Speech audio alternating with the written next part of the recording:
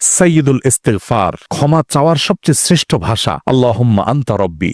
কত মধুময়, কত অর্থবহ, কত ঈমান জাগানিয়া, কত আপনার ঈমানি স্বাদ জাগ্রত করার মতো একটা দোয়া। আল্লাহুম্মা আনতা রব্বি, আল্লাহ আপনি আমার রব, আপনি আমার পালনকর্তা। আল্লাহুম্মা আনতা রব্বি লা ইলাহা ইল্লা আনতা, আপনি ছাড়া সত্যিকারের কোনো মাবুদ নেই। ওয়া আনা আবদুক ওয়া আনা আলা আহদিকা ওয়া ওয়া'দিকা মাস্তাতা'তু, আমি আপনার গোলাম, আপনার সঙ্গে আমার ওয়াদা রক্ষা করার আমি চেষ্টা করি মাস্তাতা'ত, যতটুকু সম্ভব হয়। আউযু বিকা মিন শাররি মা সানাত, আল্লাহ যে অপকর্ম আমি করে ফেলেছি, যে গুনাহ আমি করে ফেলেছি, এই গুনাহের যে ক্ষতি, এটা থেকে আমি আপনার কাছে পানাহ চাই, আমাকে যেন জাহান্নাম গ্রাস না করে, এই গুনাহের ফলে দুনিয়া যেন আমার ক্ষতি না করে। আউযু বিকা মিন শাররি মা সানাত আবুউ লাকা বিনি'মাতিকা আলাই, আল্লাহ আপনি কত নেয়ামত দিয়েছেন আমাকে, কত মানুষ কত কষ্টে আছে, আমাকে কত সুন্দর লাইফ আপনি দিয়েছেন। ওয়া আবুউ লাকা বিযামবি, এত ভালো লাইফ দেওয়ার পরও আমি আপনার নাফরমানি করেছি, সেটাও আমি স্বীকার করি। ফাগফিরলি, অতএব আপনি আমাকে ক্ষমা করে দিন। ফাইন্নাহু লা ইয়াগফিরুয যুনুবা ইল্লা আনত, কারণ আপনি ছাড়া আর কেউ ক্ষমা করে না। ভাইরা আমার, আল্লাহর কাছে চোখের পানি ফেলে সিজদায় গিয়ে একটু মাঝে মধ্যে একটু চোখের পানি ফেলে দোয়া করে কেঁদে কেটে দেখবেন, আল্লাহর কসম পৃথিবীর কোনো কিছুতে এত স্বাদ নেই